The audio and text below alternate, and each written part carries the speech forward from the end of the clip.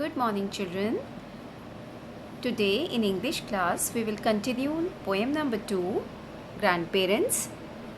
Children, I've done the recitation of the poem for you, and now I want you to learn the poem to be able to recite it anytime.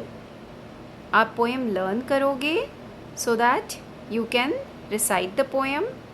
You can play the audio yesterday which we have done.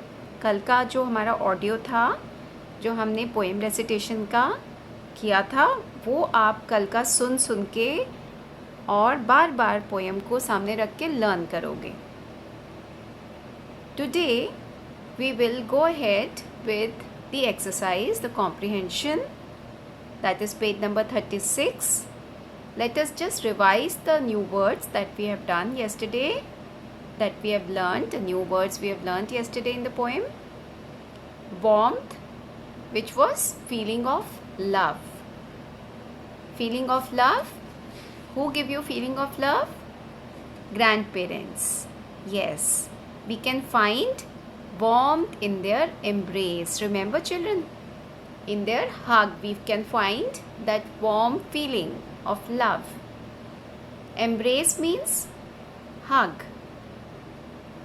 Storehouse means a place where we keep things to use when we need them.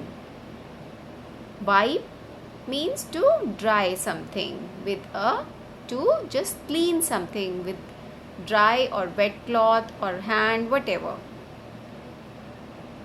Precious means of great value, कीमती. Moments mean a short period of time, pal. Symbol means something that stands for another thing, a symbol of something. In this poem, what is a symbol? Symbol here came for grandparents are the symbol of God's love.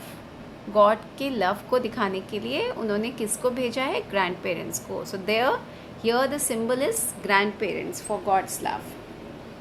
Now since you understood all these new words, let's come to comprehension.